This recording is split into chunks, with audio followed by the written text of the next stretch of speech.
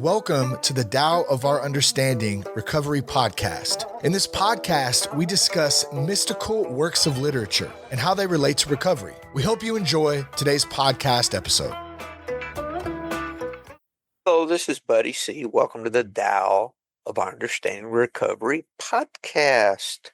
Today we have Libby and Drew and Lou. Good to have you guys. Today we'll be discussing the 10th step of AA and how it relates to Taoist thought, mostly the Tao Te Ching.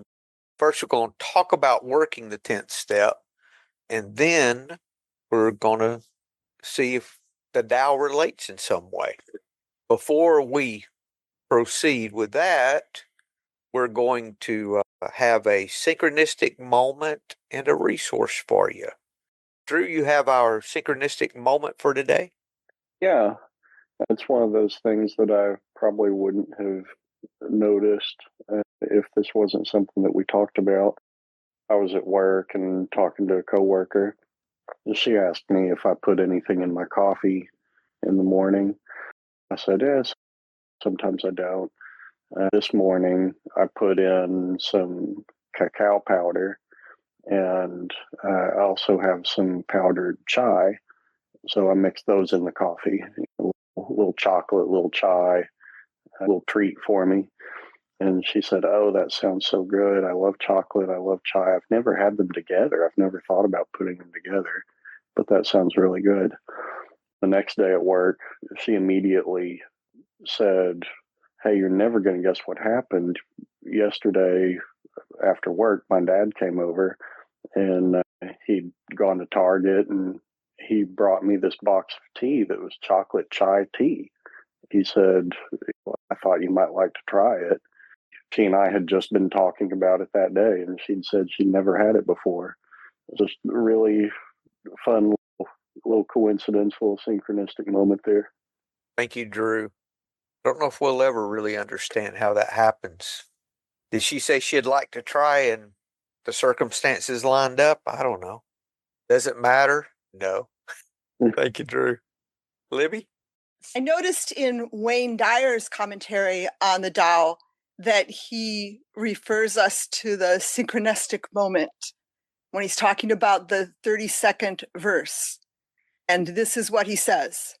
Pay attention to the flow of your life. Remind yourself that you don't have to be in charge. That, in fact, it's impossible for you to be in charge. The nameless force, which Lao Tzu calls the Tao, moves everything, so your continual argument with it only causes dissatisfaction. Each day, practice letting go and seeing where you're directed. Take note of who shows up and when. Observe the strange coincidences that seem to collaborate with fate and in some way steer you in a new direction. Keep track of situations that occur spontaneously or out of the realm of your control. Like a gratitude list, right? Yes. Thank you. I do that quite often. I keep several gratitude lists because it's important. I'll forget those things if I'm in any kind of crisis when maybe I'm allowed some fear to take control in a situation. And if I have a ready list, I can see how it's worked out in the past. Why am I worried that it's not going to work out this time? The resource I want to talk about today, and I can't believe I did this. I finished these sober meditations that I did 6 years ago at the very start of the pandemic. And when I uploaded them, I set up a YouTube channel to upload to that as well. I recently found out it didn't upload. So all this time they have not been on YouTube. So I remedied that in the last couple of weeks. They're all on YouTube now. Search for Sober Meditations is an easy way to find them. And we're already approaching 1,000 views in just a couple of weeks. So I'm grateful that those are being used. You can find that at YouTube, Sober Meditations. Got a picture of Flagler Beach, actually, that I took myself. Any of my Florida friends that are listening, I know you're there. Okay, on to step 10. If we can, let's talk a moment about how we've worked step 10, maybe how we work it with our sponsees, continued to take personal inventory, and when we were wrong, promptly admitted it. First thing is we continued. We didn't stop taking personal inventory. We continue to take personal inventory. For me, that's an ongoing thing that constantly I try to be aware when there's not only the negatives, but the positives too. Behavior on my part, especially that I need to take action about. Just like when we wrote our fourth step and our eighth.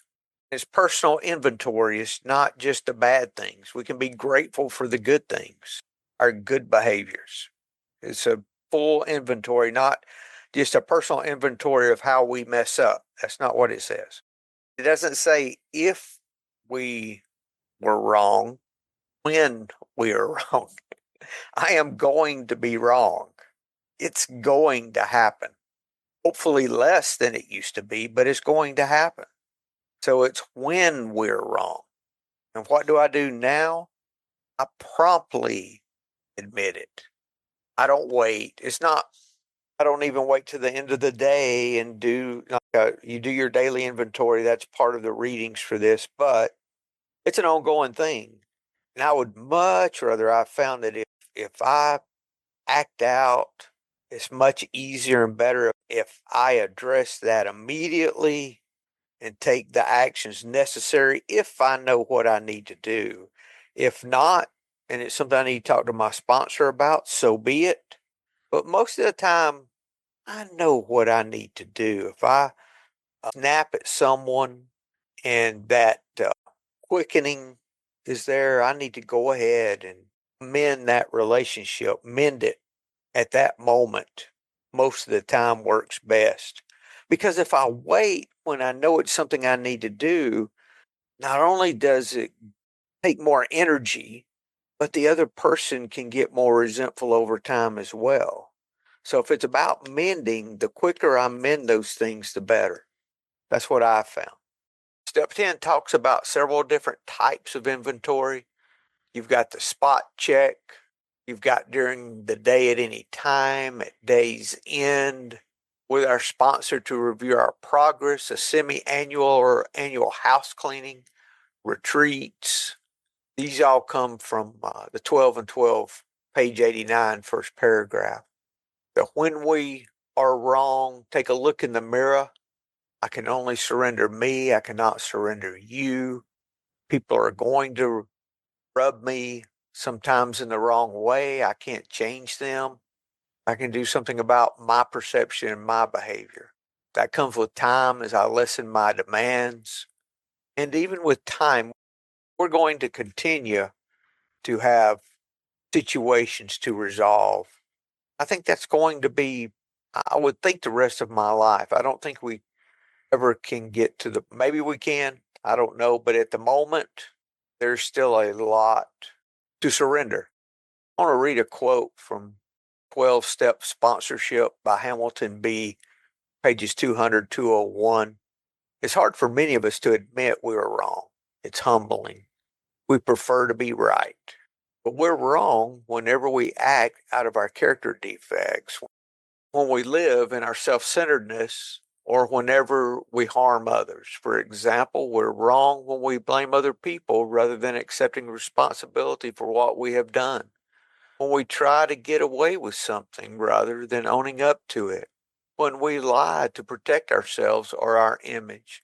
We're wrong when we're judgmental, self-righteous, or demanding. Step 10 asks us to promptly admit when we're wrong. A prompt admission is more effective than a delayed one in helping us acknowledge our negative behavior and to change it. A prompt admission is also more effective in diffusing the anger that our inappropriate behavior has caused in others. The prompt admission we make is an amend, but the amend we need to make may also involve reparations. As with step 9, we may have to repair the damage we caused. Good quote. We'll mention one more. I talk about page 84 quite often. Continuing to watch for selfishness, dishonesty, resentment, and fear when these crop up. We ask God at once to remove them. We discuss them with someone immediately, and we make amends quickly if we've harmed anyone. Then we resolutely turn our thoughts to someone we can help. Love and tolerance of others is our code, and we have ceased fighting anything and anyone, even alcohol. That's the complete quote. If you hear love and tolerance is our code alone, that's not the whole quote. There's an and coming up that starts the next paragraph. The way that I'm loving and tolerant is by stopping fighting all these people and things. Me just giving you permission to have your own opinion is a form of love. That's compassionate living. Brian. Buddy, to me, that speaks to not needing to win, not needing to be right, not needing to die on the hill. Thanks. Libby. We're going to stop fighting and we're going to live in harmony. This reminds us of one of the slogans that's so helpful in working the program, which is live and let live. I wanted to share something about it from one of the books. This book is called Courage to Change. It's part of the official Al-Anon literature. It says, Al-Anon helped me to live by reaching out, by teaching me about detachment and helping me to see that many of my problems stemmed from minding everyone's business but my own. But how do you turn your eyes on yourself and live for the first time in your life? When I put this question to my sponsor, she asked me one in turn. What had I done earlier that day? Although I had a very busy day, I could barely remember what I had been doing. My sponsor suggested that I begin learning how to live by becoming more aware of my life as I was already living it. Then I would be better able to make choices about how I would like to live. Searching for the real me, living according to my needs, and loving myself as a newfound friend have been the most rewarding benefits of working this program.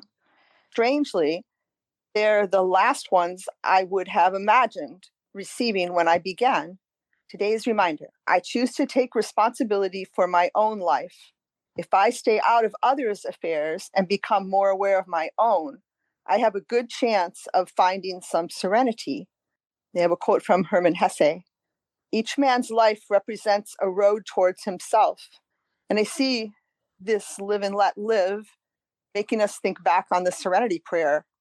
One of the people who influenced me the most when I first was looking at 12-step path often talked about the serenity prayer saying, God grant me the serenity to accept the things I cannot change, the courage to change the things I can, and the wisdom to know the difference. And she said, the things I cannot change is everything that's not me, and the things I can change is me. And step 10 has us live and let live, and has us let go of dwelling on other people's situations or what they're doing wrong or how we might be pissed at them, and instead working on the things we can change, which is ourself. And also, it very specifically gives us some instructions that we should notice something right away and immediately go and make amends, fix it, make it whole in whatever way we can. I also noticed that Wayne Dyer, when he's commenting on verse 33 of the Tao, has his commentary titled Living Self-Mastery. And here's his rendition of the 33rd verse. One who understands others has knowledge. One who understands himself has wisdom. Mastering others requires force. Mastering the self needs strength. If you realize that you have enough, you are truly rich. One who gives himself to his position surely lives long. One who gives himself to the Tao surely lives forever. So he said, in this 33rd verse of the Tao Te Ching, Lao Tzu is asking you to change the way you look at the twin ideas of knowledge and power. You're invited to evaluate your level of self-mastery by turning your gaze inward and seeing the world and your place in it in a new light. A Tao-oriented life focuses on understanding yourself rather than on the thinking and behaviors of others. You shift from the acquisition of information and the pursuit of status symbols to understanding and mastering yourself in any and all situations. Power over others is replaced with an inner strength that empowers you to behave from a wisdom that is inherently the Tao. As you modify your thinking, your world will undergo pleasantly dramatic changes. So this might be why the Buddy C commentary is titled Powerless but Not Helpless. And here's the Ron Hogan translation of verse 33. Knowing things makes you smart, but knowing yourself makes you wise. To rule others, you must be powerful, but to rule yourself, you must be strong. If you have only what you need, you have true wealth. If you never give up, you will find a way. If you stay true to yourself, you will never be lost. If you stay alive your whole life, you've really lived. So step 10 makes us be alive to ourselves and to what's going on right now and not have things pile up. Yeah, Libby, Wayne Dyer has some good things to say there. And it really is about getting to know ourselves. All the steps are about that. But this one, for me, we've done what I think is the hard work, or was for me. Now it's living it. It really is getting to know ourselves. But still, sometimes I'd have something I'd have to take to my sponsor, and he would point it out immediately because in some ways he knew me better than I knew myself. And that came from that relationship. On that, continuing to take personal inventory. For me, whether I'm in good spiritual condition or not, like I can feel it inside of me when I've done old behavior and when I need to make an amends. I can reflect back on the past. Before I got into recovery, I would have things that didn't set well with me. And of course, then I would go into justifying, well, they deserved it or they did X, Y, Z to me and just stuff it down. But today I'm able to reflect and just say, this doesn't sit well. I don't think I handled that. And I think I either need a reset or I need to go back and just be honest and say, hey, I don't like the energy that I brought to our conversation or the words that I used. It's a good feeling. I've had to do it a couple of times in public. Fortunately, they've all went well, and they were just minor interactions. It's a good feeling to clean up my side of the street. That way I'm not carrying things around like I used to. Thank you, Brian. I had a situation, I've only had one time that this has happened. I won't go into the whole scenario, but basically, a guy was offended by something I did. A business associate, I would say. He was offended. I didn't mean to offend him. It was just he had such a big ego, it offended him, basically what happened. I didn't feel that I did anything wrong, but he did. I said, maybe I need to clean that up. So I treated it as if I thought I had done something wrong when I did not think so at all. He had just taken personally the joke that I made, and it kind of embarrassed him a little bit. So he got really offended about it. I wouldn't have gotten offended in the same situation, but he did. So I need to deal with that. I don't need to leave it. That's the only time I've ever had a situation that I feel I did something. Well, actually, I did do something wrong if it offended him, and it was directly from my actions. So I took care of it. I made an amend, and he was very appreciative. Verse 63 has a line I really like. Act by not acting, do by not doing. Enjoy the plain and simple. Find the greatness in the small. Take care of difficult problems while they are still easy. Do easy things before they become too hard. Do easy things before they become too hard. Remember when my kids were little, this was back in the 90s, late 90s or early 2000s. They had Clifford, the big red dog that they liked to watch. Oh my God, they watched it all the time. And one of the episodes, Clifford would tell a lie and he grew every time he told a lie. So he told a little bitty lie. He grew just a little. Then he had to tell another lie to cover the one he just told. Before long, he was big as skyscrapers, because he was having to keep telling lies to cover up his old lies. And there's an element of that in this. This quote is so true. When I sense that offense, the thing that I've done wrong, it's so much easier to take care of at that time or as soon as possible than just letting it fester. Buddy, for me, I can tell myself, nobody knows, or it doesn't matter. But me and my higher power, we know, and it's one less thing for me to carry around. Thank you. That last phrase of 63, follow your path to the end, accept difficulty as an opportunity. This is the sure way to end up with no difficulties at all. Libby? Looking at 61, there's a part of that I would like to read in the middle of 61, Stephen Mitchell. A great nation is like a great man. When he makes a mistake, he realizes it. Having realized it, he admits it. Having admitted it, he corrects it. He considers those who point out his faults as his most benevolent teachers. He thinks of his enemy as the shadow that he himself casts. He considers those who point out his faults as his most benevolent teachers. And in a way, that's saying he considers his faults his most benevolent teachers. And I think about dukkha in Buddhism. And one of the ways that I understand that is it's saying that the path of your suffering is the path of your life. The path of your problems or of your difficulties is the path of your growth. And therefore, the path of your difficulties is the path of your joy.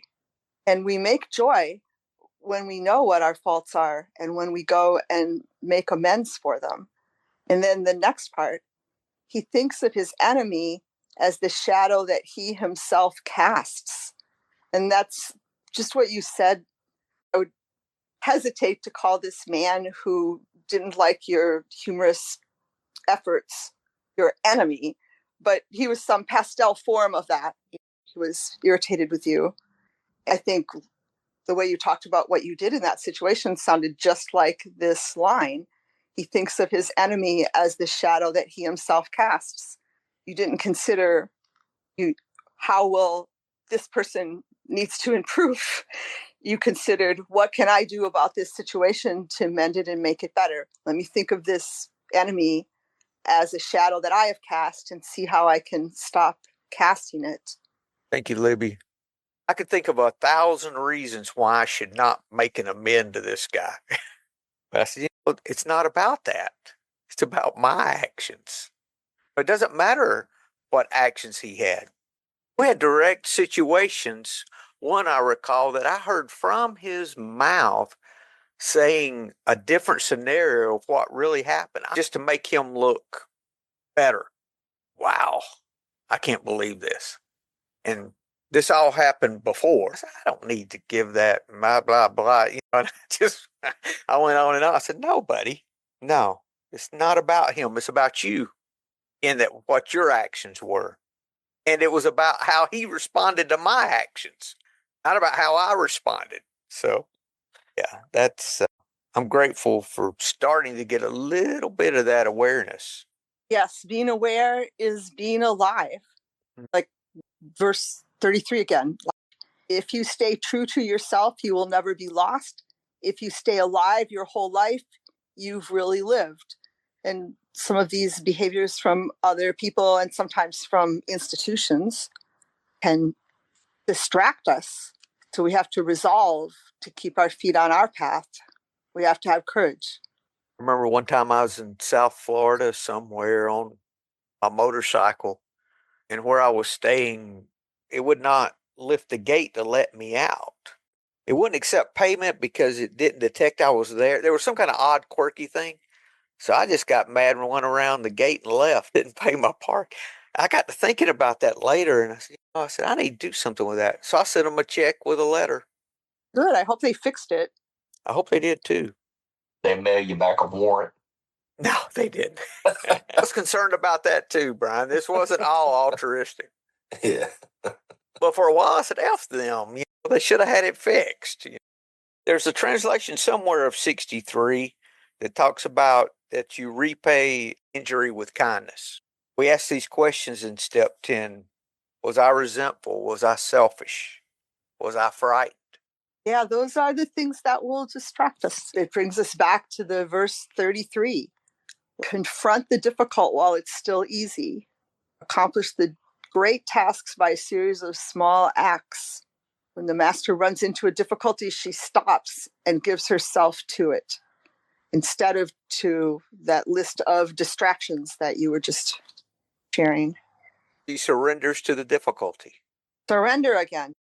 One day I realized that the serenity prayer was just about acceptance, because it says, grant me the serenity to accept. I said, let me just stop there for a minute. What does that mean? Oh, when I accept, then maybe I can see the things I can change and the things I can't. But if I don't accept what is, that's difficult to do, if not impossible to do fully. Back to that nasty word, acceptance. Verse 66. It's the answers to all my problems today. Acceptance, it sure is. Read somewhere. Brian, I keep trying to find answers everywhere else first and just have to get beat up so that I'll actually do it. We've all got some scrapes. Verse 66, water can really give us a good example of this is about humility, but really how we're to respond in our life as well. All streams flow to the sea because it is lower than they are. Humility gives it its power. If you want to govern the people, you must place yourself below them. If you want to lead people, you must learn how to follow them. The master is above the people, and no one feels oppressed. She goes ahead of the people, and no one feels manipulated. The whole world is grateful to her because she competes with no one. No one can compete with her. In the first stanza, the way that I am lower in life, that all things flow, that I take the lowest position is by surrendering to those things like we've already discussed. We surrender to the difficulty. And this governing, we can really look at that as governing. We're talking about self-government. I like to flip these to instead of people, ourselves. If I want to be successful in situations, I have to surrender myself to those situations. That's how I take this approach. That's putting this principle of being lower at work. It's a principle. And the way I work that principle, which is the principle of humility, is by giving myself to whatever's going on. And how do I do that?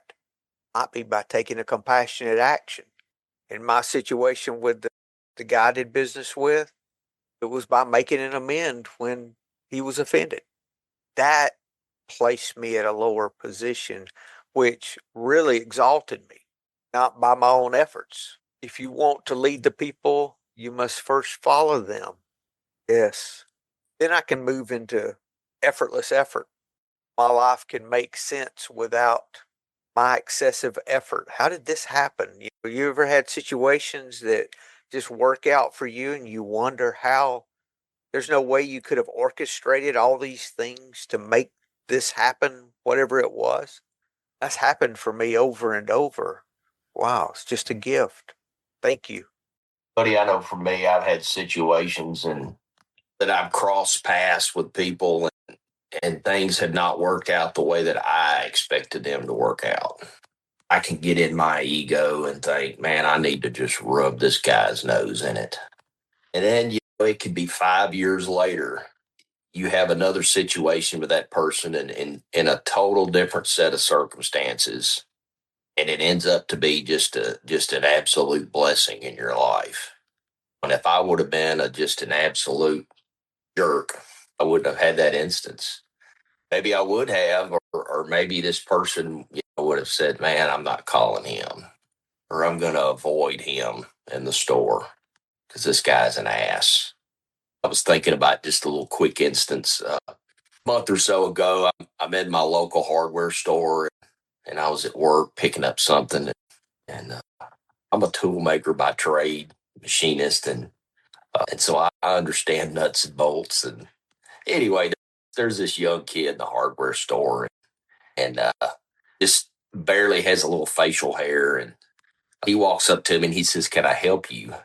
And I said, I appreciate it. I said, "I'm getting some fasteners here." And he just continues to stand there. And then he looks at me and says, "Sir, what are you attempting to do here?" Don't you know who I am? I started to say, "Son," I didn't, but I just told him, I said, I'm using these for this and that, and I appreciate your help. Yeah. But yeah, he just, "What are you attempting to do?" I'm like, "Whoa, buddy." Son. Yeah. Don't you know who I am? I don't attempt to do anything. That's right, by God. Gratefully, I did. I just found some humor in it. Now, I did go back to work, and I said, "Benny, you know the little guy at the hardware store?" Yeah. This is all about these verses we've been talking about. It's all about continuing. We continue to look at how we behave when there are situations that arise when we are wrong. Not if, when, and what we do. Promptly admitting is giving ourselves to the situation. It's going to the low point that people despise, which is another characteristic of water. No one wants to admit they're wrong. Buddy, I was thinking about the Clifford thing. Like, if I get in a situation like that, sooner or later, I'm going to have to tell a lie. It may be somebody else saying something about our interaction. "Oh, no, that's not what happened. This is what happened. They were wrong. I'm the victim here." It's just going to continue to spin and keep getting bigger and bigger until it's just an absolute damn mess. And then I back myself up onto my heel, and I'm going to absolutely freaking win. And to head that off at the pass and just say, "Hey, I don't like what I said to you. I don't like the interaction." I had to do that to a hostess one time. I was at a place that we eat after RCA on Saturday nights. I kind of came in with I was in a little ego. I knew that I needed to say something to her. And the funny part about it was she was back and forth between her hostess station, of course, and then I get up to leave. And guess what she's doing? She's sitting there at the hostess station. And I thought, this is helping me do what I can't do for myself. Here she is. And I just walked up to her and just said, "Hey, I don't like the way I talked to you. And I felt like I was wrong with the energy I brought to our conversation." Of course, she laughed and said, "You weren't." And I said, "Yeah, I was." And she said, "You have no idea how people talk and act." I told her, I said, "Well, I don't want to be those people." And I was wrong. And just short and sweet. I didn't have to go into a bunch of details. But immediately I felt that energy just flow out of me. And I knew that I was okay with it. I'd kind of reset that situation. And the more I think about 10th step, it's really is all these little things. Because none of the events I have to take care of anywhere near the situations I had to before that had festered all these years. Because I've already taken care of those things. So it's the little stuff that comes up before it gets to that phase. Yeah. Just daily vigilance. And if I have question whether it's something I need to make an amend about, talk to my sponsor about it. Or, and sometimes in my situation, if I remember now what happened, I just laughed at the guy in front of some other people. That's all I did.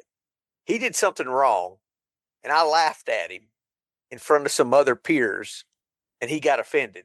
No one else laughed except me, and he just got offended. We really start noticing and knowing ourselves better through this. Now that in the 10th step, we're starting to watch and pay attention. Next is 11 and 12. And these three steps are the ones that we learn to live. These are the living steps, which cover the whole program. Libby? One of my favorite 12-step books is called One Breath at a Time by Kevin Griffin.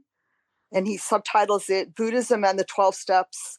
But in the foreword, he said that really this is like mindfulness in the 12 steps. It's not the whole of Buddhism that he's talking about. But he says the same thing you said, and I wanted to read what he said.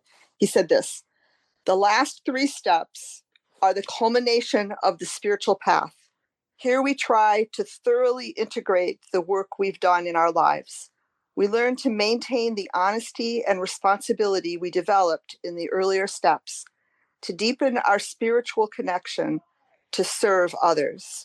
Buddhism teaches that the real value of the spiritual life isn't found in moments of great bliss, but in the daily application of mindfulness and loving kindness. Steps 10, 11, and 12 point to this same truth. It is our ongoing effort that is most important to our spiritual development. We can't rest on yesterday's calm and insight.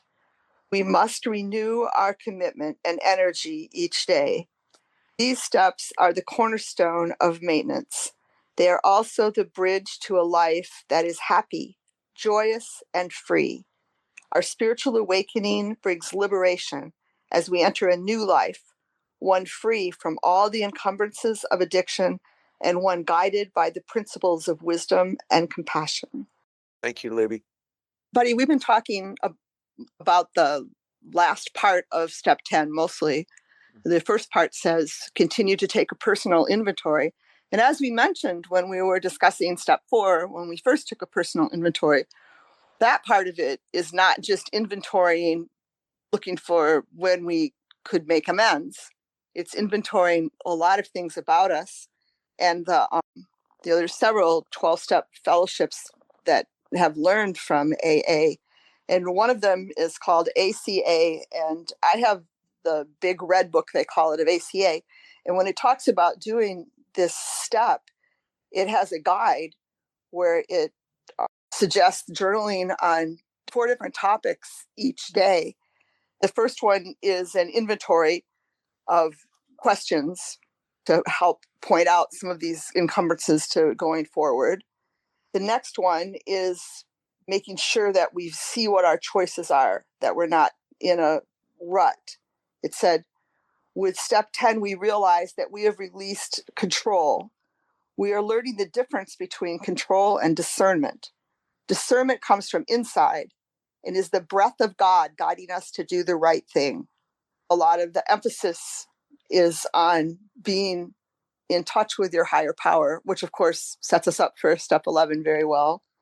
The next part it talks about is doing a 1 day at a time exercise, not only to find actions you need to take, but also to see how you're doing at living in the moment, enjoying life's gifts and feeling connected to life.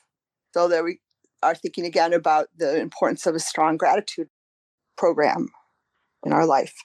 It says that in order to do this daily inventory, it's a good idea to have made a list of the tools of recovery that you use to help you live in the moment.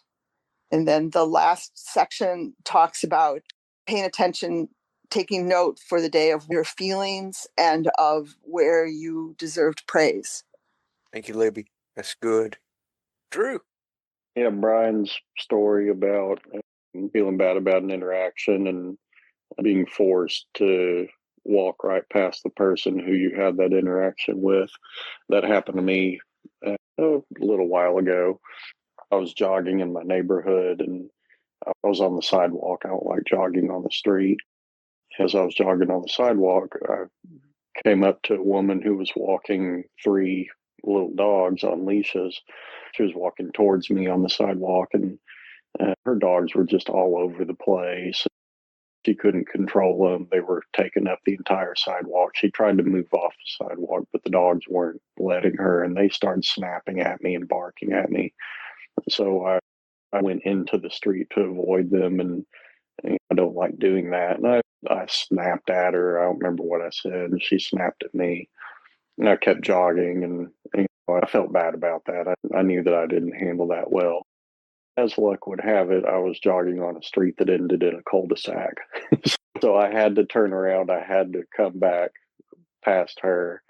As I turned around and came back past her, I thought, if she's still there, if she hasn't gone into her house or something, I'll say something to her.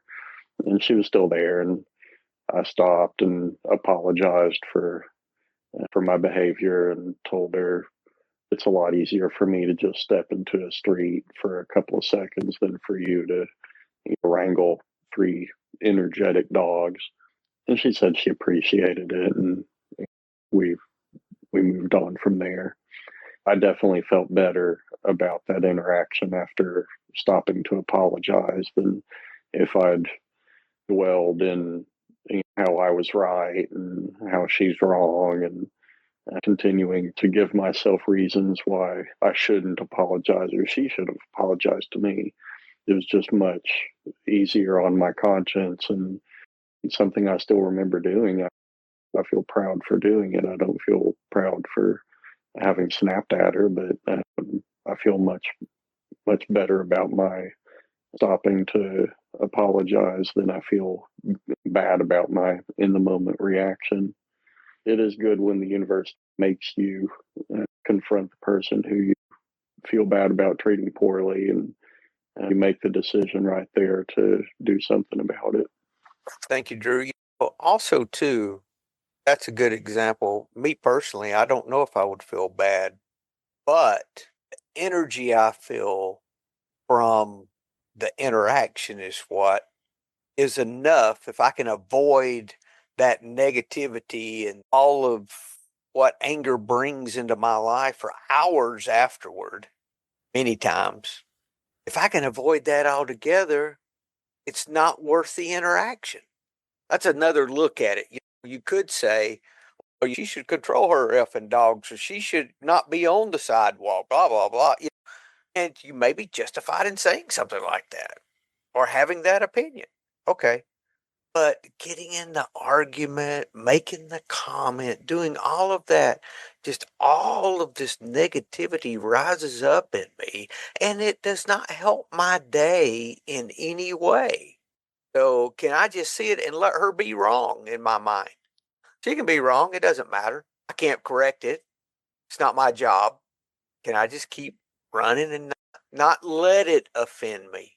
I don't know if that makes sense. It does, because I remember that feeling I had of making the decision to say something to her and snapping at her, and then she said something smart to me, and the feeling I had as I kept going of just that. It was a hot, burning. Sure. I don't know if it was anger, but it was close to it. And then the continued hot burning of self-righteousness and judgmentalness and all that. And then once I apologized, that was like pouring water on those flames. The internal anger and the heat and the uncomfortable feelings, those really went away. That's a big part of our amends that we make, including these little ones like we're talking about in step 10. We can avoid not having to experience that. And that's what we learn with time, right? Next time you have a similar situation come up, you're probably going to say, yeah, I'm going to avoid that altogether and not even say anything to them. Or if you could bring yourself, I couldn't be kind in that situation, I don't think, but I think I could maybe not even bring it up to begin with. I could go that far. I don't know. That's a good one. Thank you, Drew. Anything else before we close? Guys, great conversation. You guys have a great week. Hope to see you next week. Thank you. Hello, this is Buddy C. I wanted to make you aware of several recovery-related resources that I've posted in the episode description. These resources include a list of recovery podcasts, a free sober meditation app, daily recovery email, shared Google recovery calendars. Hope you put some of these resources to use and have a great week. Thank you for listening to the Tao of Our Understanding Recovery Podcast. If you enjoyed this episode, please share it with your friends in recovery.